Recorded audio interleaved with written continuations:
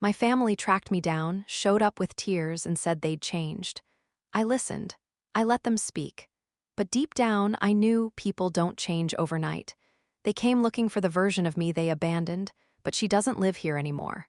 And what I did next proved it. There was a knock at the door. No buzz from the gate, no warning text. Just a knock, soft, deliberate, and out of place for a Tuesday afternoon. I stood still. I wasn't expecting anyone. My grocery delivery came early.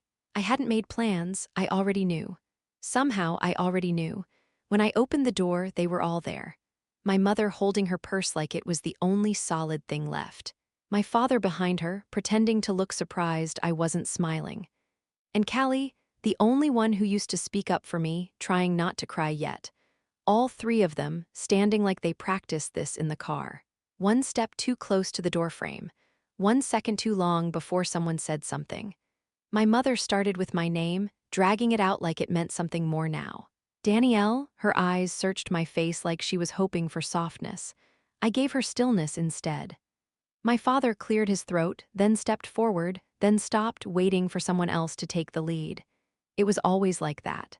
No one ever went first unless it was safe. "We didn't know if you'd still be here," Callie murmured, "but we hoped you were." I didn't answer. I held the door open with one hand and nothing else. "We're not here to cause any trouble," my father added too quickly. We wanted to see you, to talk. 3 years, no calls, no birthday texts, no questions. 3 years since I packed my bags, erased the group chat, and left the key in the mailbox. Now they found the new address. Now they came to talk. My mother's eyes welled up. That didn't take long. "You look good," she said, like that was her permission to feel something. "Healthy." I nodded once, "I am." They took that as an invitation, which it wasn't. But they stepped inside anyway. The apartment was clean, tidy. Not lived in enough to look like a home, but solid enough to show I'd stayed. They didn't ask how long I'd been here. They didn't ask if I was alone. "Can we sit?" my mother asked, already reaching for the couch arm. I didn't stop her. I didn't say anything.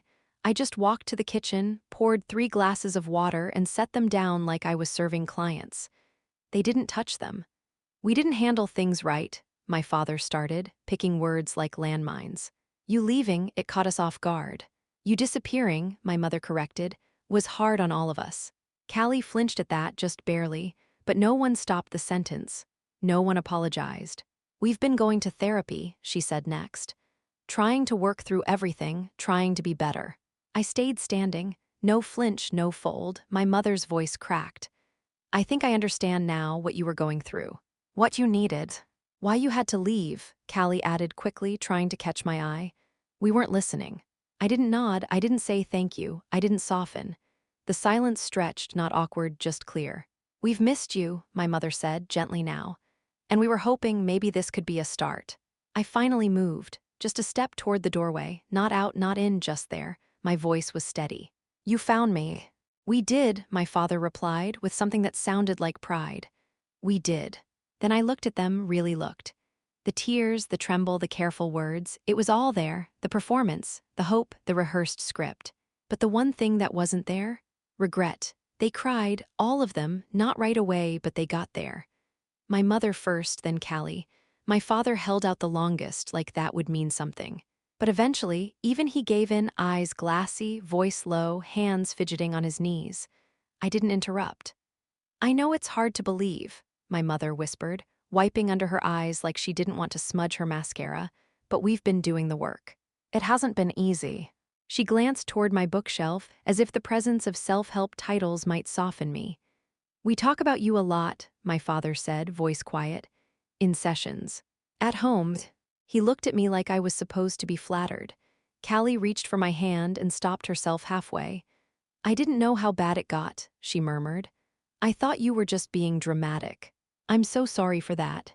But she didn't say sorry for joining in, for forwarding the messages, for standing by when I asked for help and she rolled her eyes. That part didn't make it into the speech. No one said the word abuse. No one said control, neglect, or gaslighting. Instead, they said tension, conflict, and distance. Like we'd all just drifted apart naturally, like I hadn't clawed my way out of a cage they kept locking behind me. My father folded his hands and leaned forward. We didn't know how bad it felt for you. We were just trying to hold the family together. I didn't smile, I didn't blink. And maybe we failed you, he continued, like it was a question, not a truth. Callie's voice broke next. I remember you saying you felt invisible. I never took it seriously. I'm sorry, Danny. I watched her, not coldly. Just fully, this wasn't accountability. This was emotional cleanup. They didn't come to admit anything, they came to rewrite it. I wish I'd been different, my mother added, dabbing her eyes. I really do. But she didn't ask what she did wrong. She didn't name a single thing. That's the trick, say you're sorry for a shape, not a scar. That way, there's nothing to point at. My father shifted in his seat. We just want a chance, that's all. A chance to know who you are now. To show you we're not the same. I kept my hands folded in my lap. And who do you think I am now? They paused, that wasn't part of the script. Callie gave a half laugh. Someone stronger, definitely. Independent, my father added. Happy, my mother said too quickly. None of those were answers. They were hopes. Hopes I might hand them back a version of me they once had control over, but now dressed in better boundaries. They wanted closure, not confrontation. They wanted to feel brave for showing up. To walk away feeling like they'd done something hard and noble. But they didn't come for me, not really. They came to fix their guilt. And guilt isn't love, it just wants relief. We've changed, my mother said again, firmer this time, like maybe repetition would make it real. We're not who we used to be. She looked at my father like he was supposed to back her up. We're learning, he added, his tone rehearsed. We've been reading, reflecting. Therapy's helped a lot. Callie nodded like she had something to prove. We've talked through everything, what we said, what we didn't say, we've faced it. I tilted my head slightly. Faced it how? Callie blinked. My father cleared his throat. My mother started talking again. We've looked at patterns, she replied carefully. How our family handles emotion, expectations, the pressure we put on each other. Not you, not what we did to you. Just vague, collective language, like we'd all been part of one big misunderstanding. We understand your boundaries now, my father said, like he was proud to use the word. I almost laughed. Boundaries. The last time I brought up boundaries, they staged a full family intervention because I skipped Thanksgiving. My mother touched the base of her throat. We didn't respect your space. We know that now. Callie added, we should have heard you sooner. We should have asked more questions. I looked at her, what changed? She hesitated. I think we lost you. That part was honest. But honesty without ownership is just sentiment. And none of them were carrying anything, just phrases. Just carefully plucked words from therapy sessions and articles and podcasts. We're trying to heal, my mother said, her voice soft again. And healing means trying to reconnect. I studied her face. There was nothing new behind her eyes. Just the same determination she used to have when cornering me in the kitchen with thinly veiled lectures. You don't believe us, she whispered. No, I answered calmly. I don't. They looked wounded, not because they'd hurt me, but because I wouldn't let them feel better for showing up. You can't expect people to change overnight, my father argued. I don't, I replied. That's why I'm not convinced. He opened his mouth to respond, then closed it. Maybe he realized he'd just made my point for me. Callie rubbed her palms together.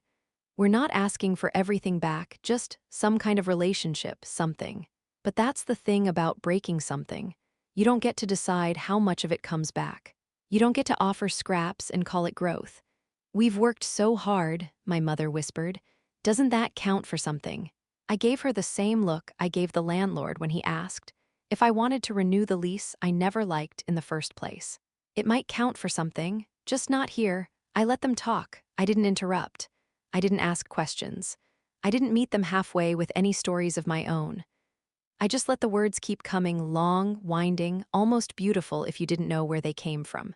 They mistook my stillness for softness. They always had. But this wasn't fear or uncertainty. It was clarity. I had nothing left to prove. My mother kept her hands folded, eyes darting toward the walls, the floor, my face, anywhere but still. We just want a chance, she repeated, a fresh one. My father added, we're not asking to erase the past, just to start something new. I nodded once, not agreement, just acknowledgement. Callie looked like she wanted to say more, something personal, something outside the group narrative.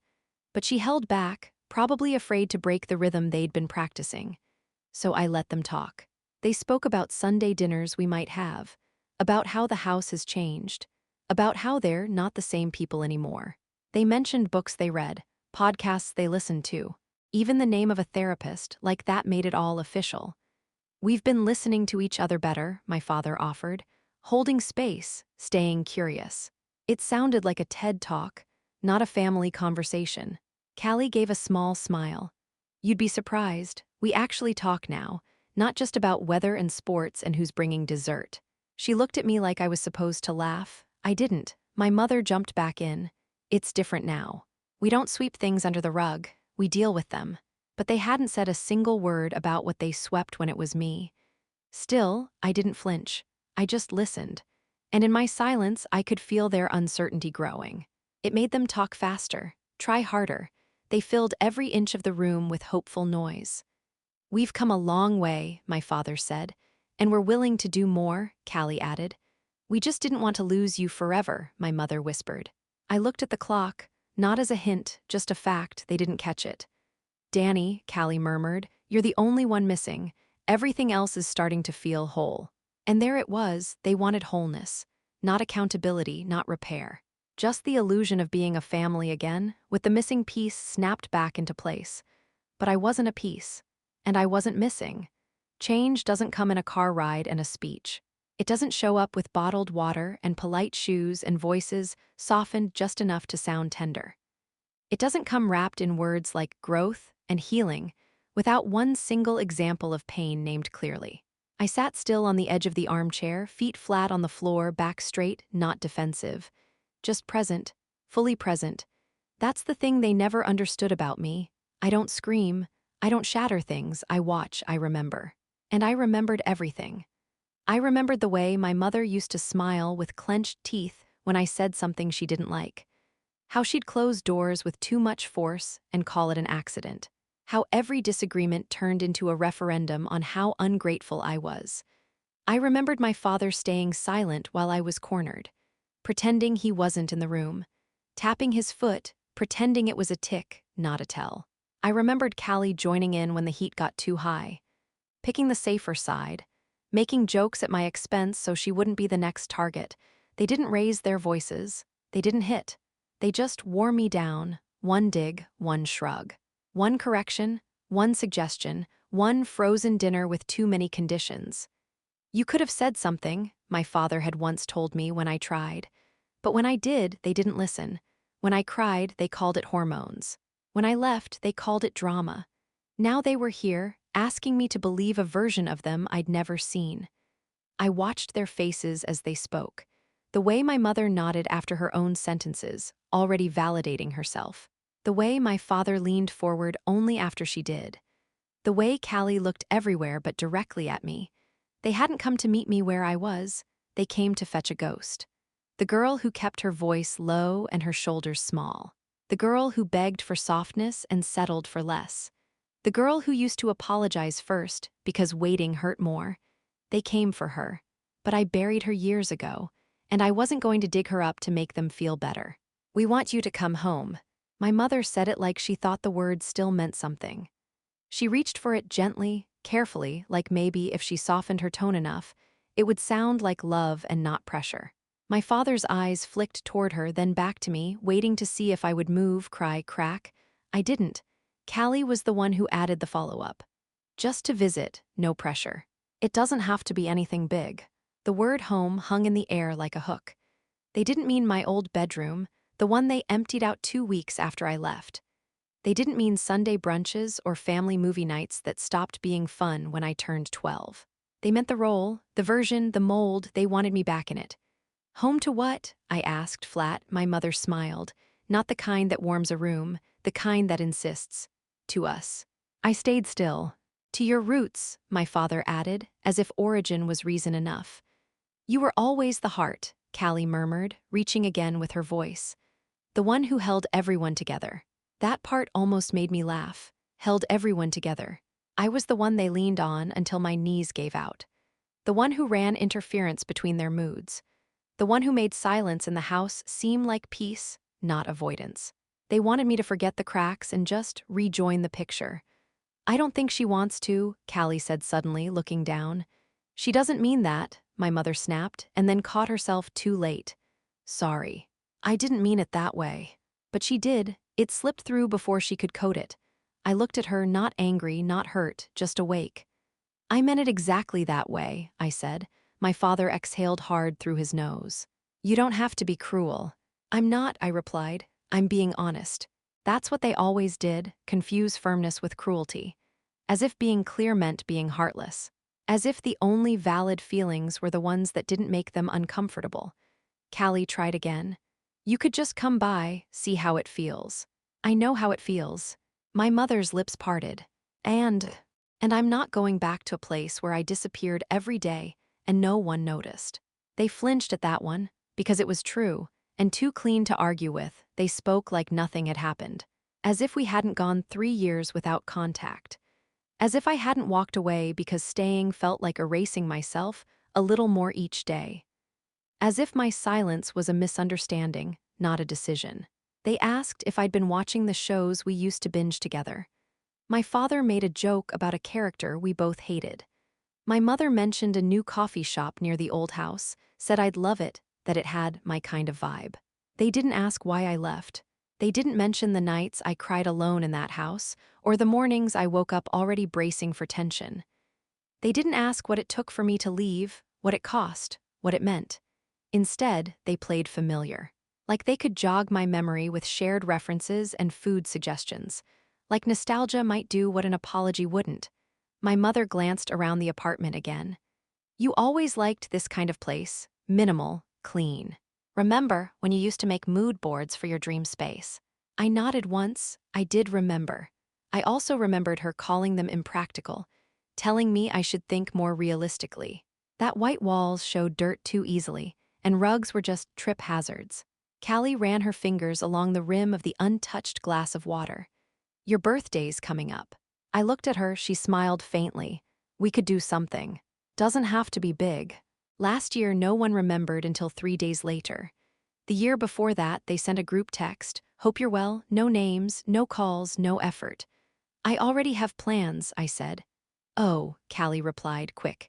Of course, that makes sense. My father shifted in his seat. Are you still working at that agency? I didn't answer right away. I wasn't sure how much they even knew. He added, your mother said she saw something about it online. They were scavenging for connection, clutching for scraps of familiarity, hoping I'd meet them halfway. But they weren't here for truth. If they were, they'd have said it. They'd have said they ignored me when I asked for space. That they called me dramatic when I tried to explain why I couldn't breathe in that house anymore. That they chose comfort over confrontation and silence over standing with me. Instead, they asked if I'd tried the new bakery on Westwood. They laughed at inside jokes like the air hadn't shifted. They tried to rewind, but I wasn't paused, I was gone. They said, we miss you. But I didn't hear longing. I heard loss of control. I heard, we miss the version of you that didn't question us. We miss the one who kept things smooth. We miss the quiet, agreeable daughter. We miss how easy it used to be for us. My mother leaned in when she said it, hand on her chest like the weight of those words might make them land harder.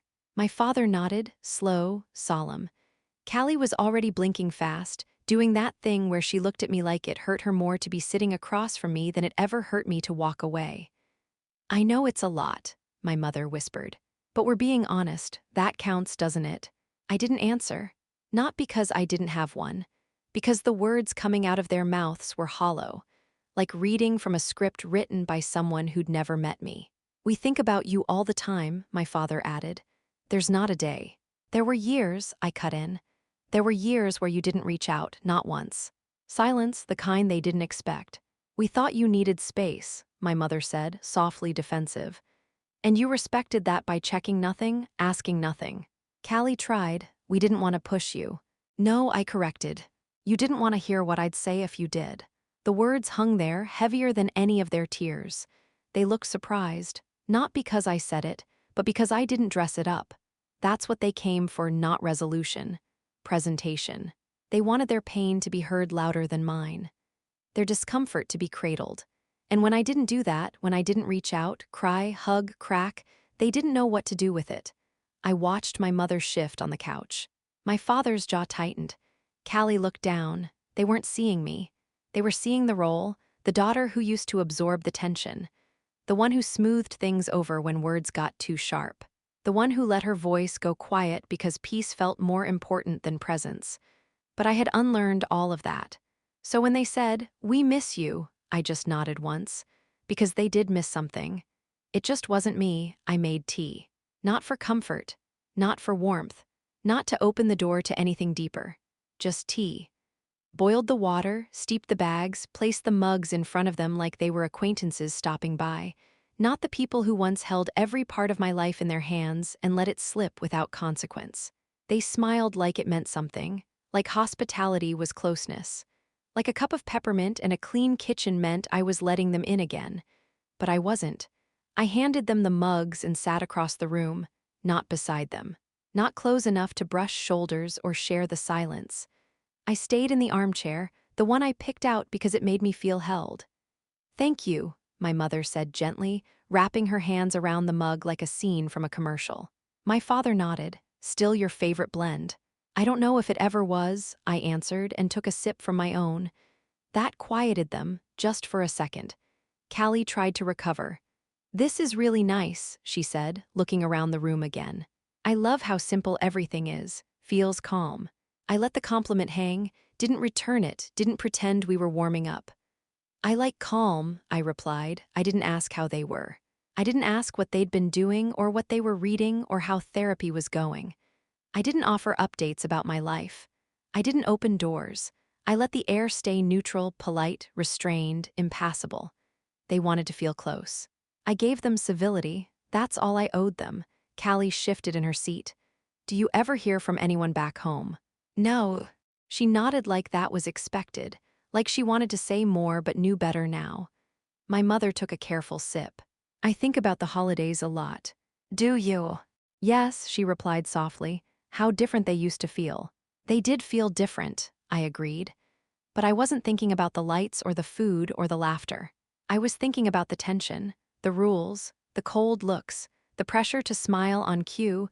This wasn't my way of rebuilding anything. This was a line drawn with porcelain and steam. I made tea, I didn't make space. They asked what I've been doing. It came after a lull, the first one they didn't try to fill with fake warmth or suggestions about dinner dates. My father leaned forward slightly and glanced around like the apartment might tell him something I wouldn't. Then he asked it casually, like we were catching up after a few months apart instead of years. "So," he began, "what have you been up to?" I didn't rush to answer. I didn't owe them my story.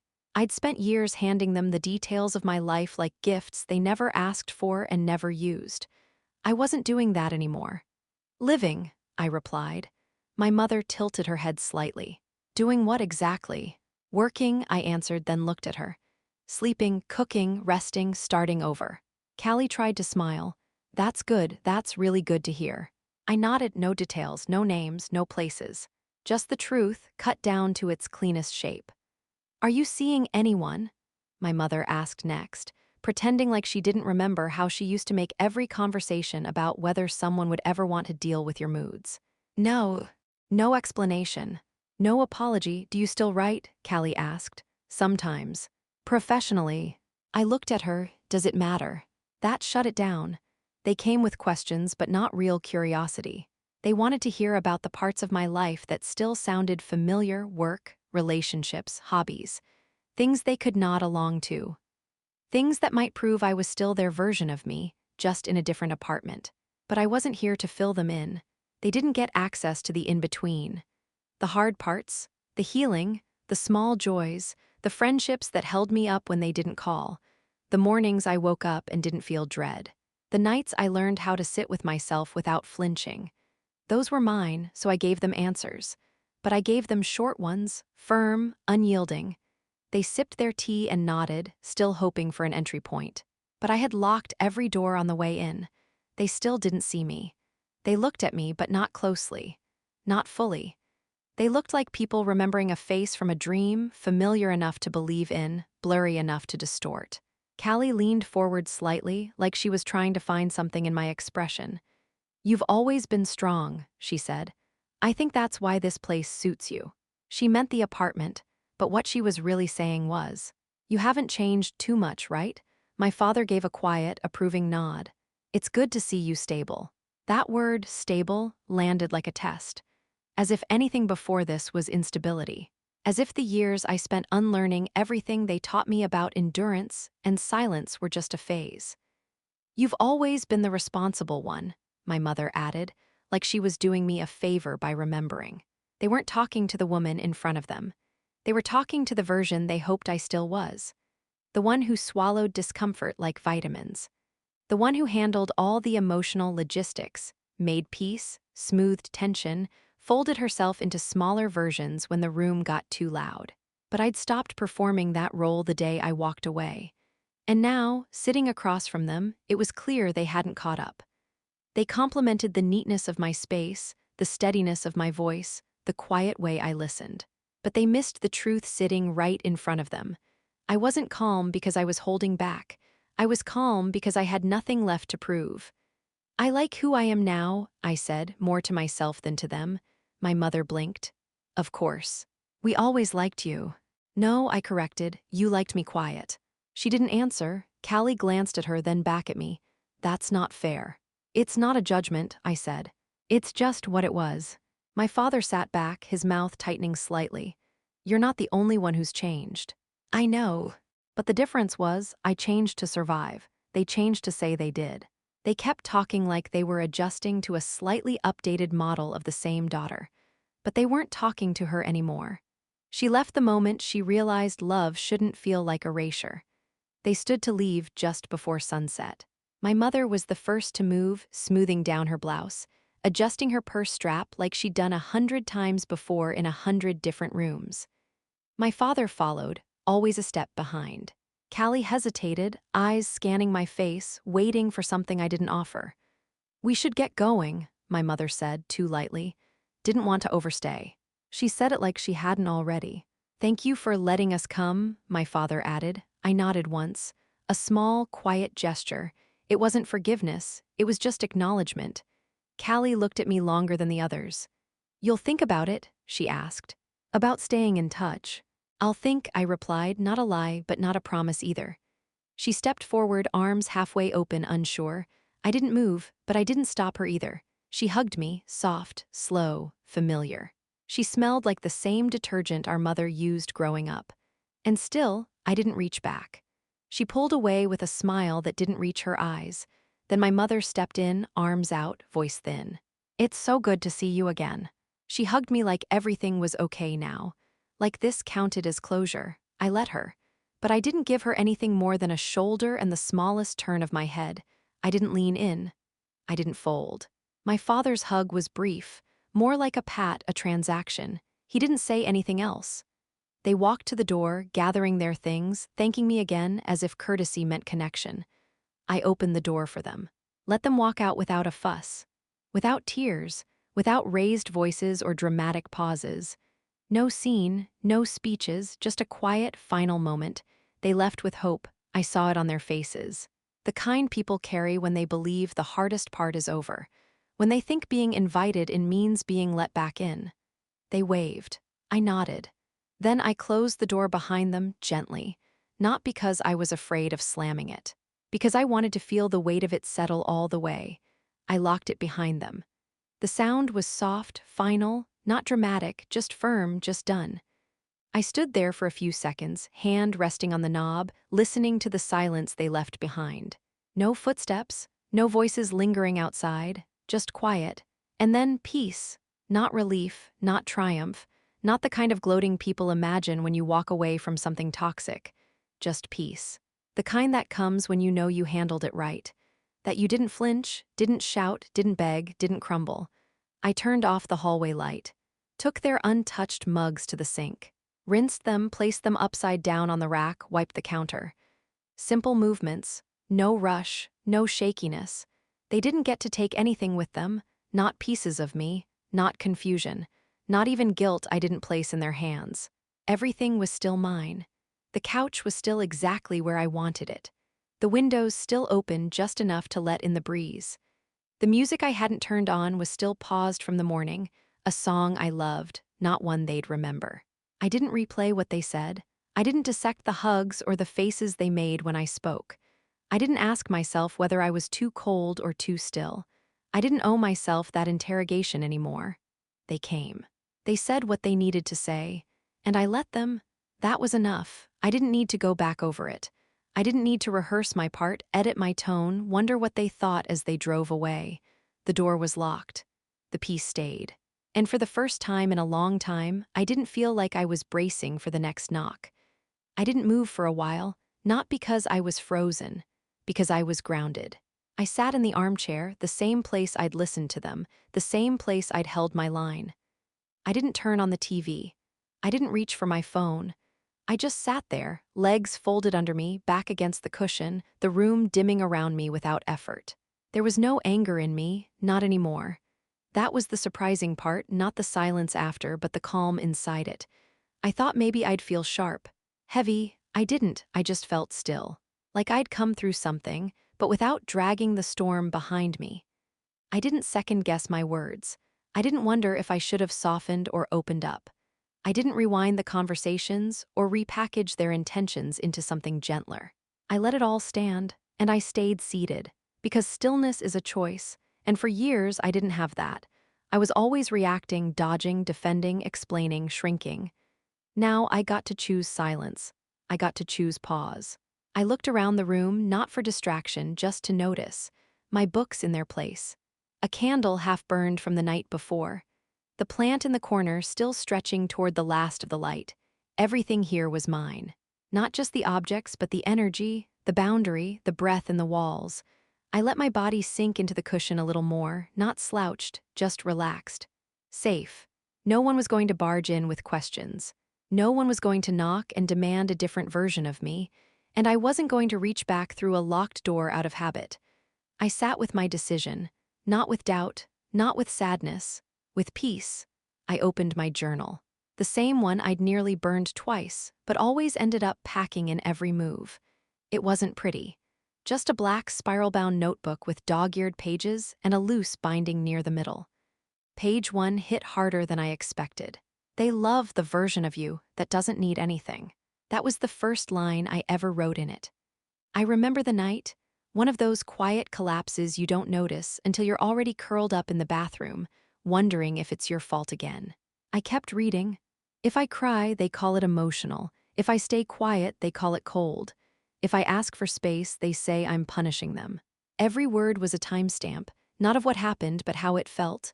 I told them I'm tired. They asked if I'd tried yoga. Every time I said I was hurting, they asked me to be more grateful. There were pages like that, dozens of them. A slow unraveling in ink, no poetry, just documentation. Pain I couldn't name out loud back then.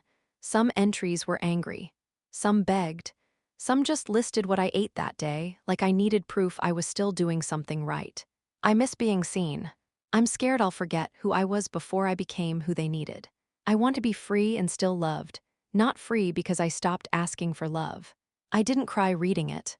That part of me was emptied long ago. What I felt wasn't sadness. It was distance. Not numbness, clarity. I wasn't her anymore. The girl who wrote those pages was real, brave, trying, but she was surviving, and now I wasn't.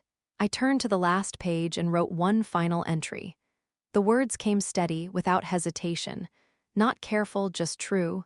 They came, they cried, they said they've changed. I listened, I didn't flinch. I didn't fold. They came looking for a version of me they once knew.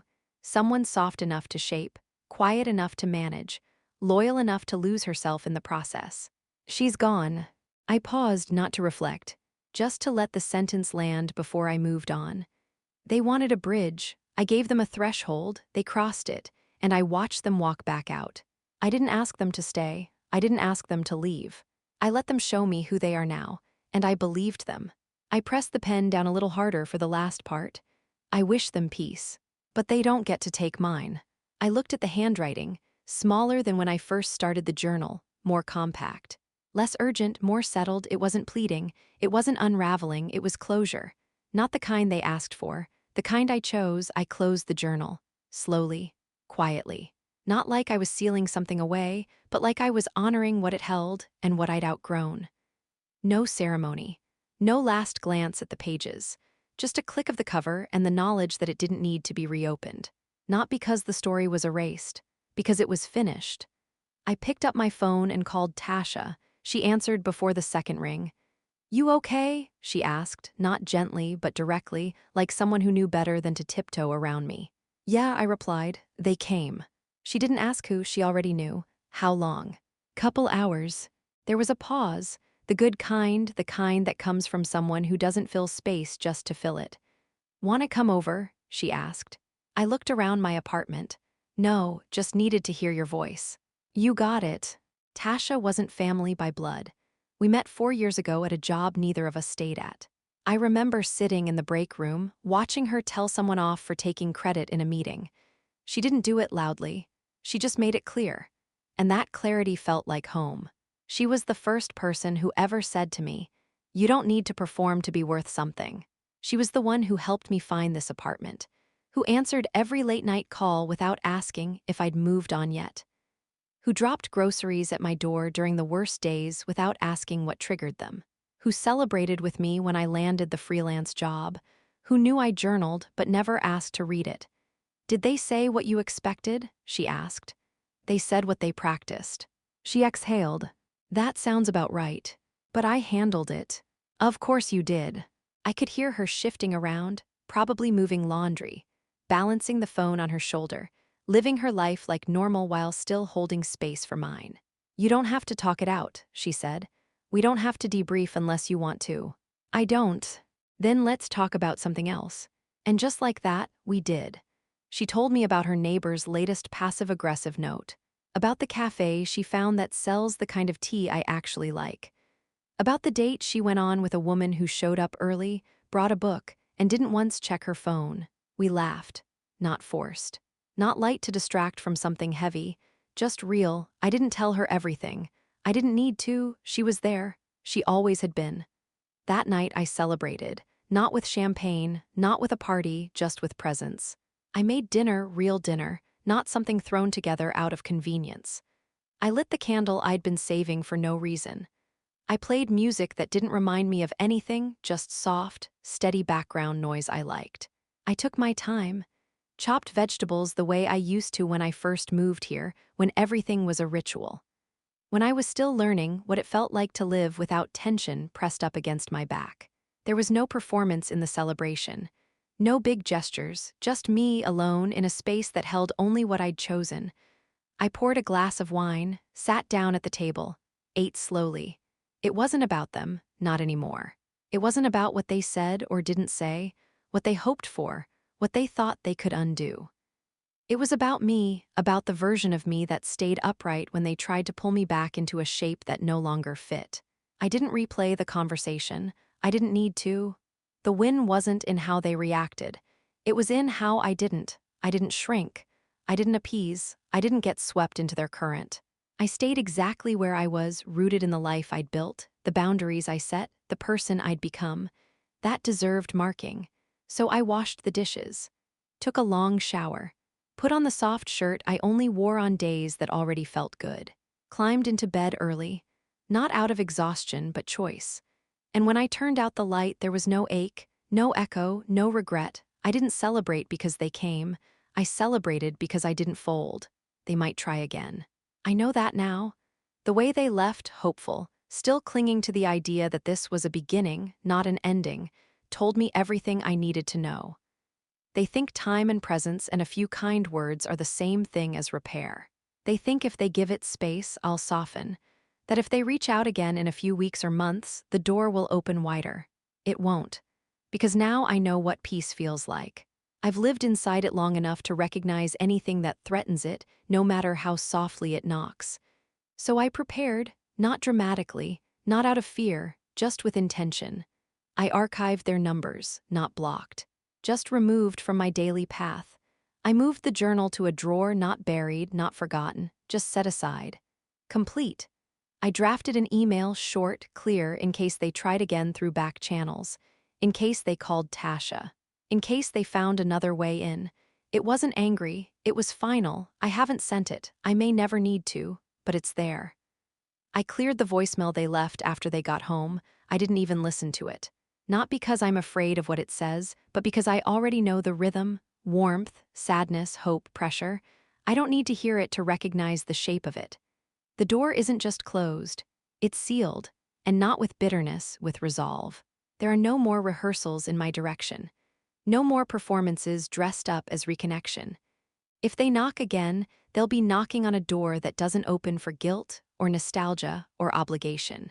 They'll be knocking on a door that was built for me, not them. They came looking for her, the daughter who kept the peace even when it meant losing herself, the one who apologized first, the one who bent, the one who stayed. They brought their stories, their hopes, their edited memories, hoping she'd meet them where they left her. But she doesn't live here anymore. She's gone, not erased. Not bitter, just gone, and in her place is me. I don't flinch when they cry. I don't reach for their comfort before my own. I don't shrink to keep things smooth. I don't perform for belonging. I don't twist myself into something easier to hold. I live alone now, not lonely, just alone. By choice. In a space that fits me, with people I choose, with silence that soothes instead of punishes. They came to find something familiar, and they found someone free. I didn't slam the door behind them. I didn't scream. I didn't turn it into a scene. I just didn't go with them, and I won't. Because what they're looking for isn't missing. She just isn't me anymore. And I'm not going back to prove that. Not when I've finally built a life I don't need to escape from. Not when peace is no longer something I earn, it's something I keep. They came looking, I stayed, and that was enough. Thank you for watching. Please do not forget to like, comment, share, and subscribe. I love you all.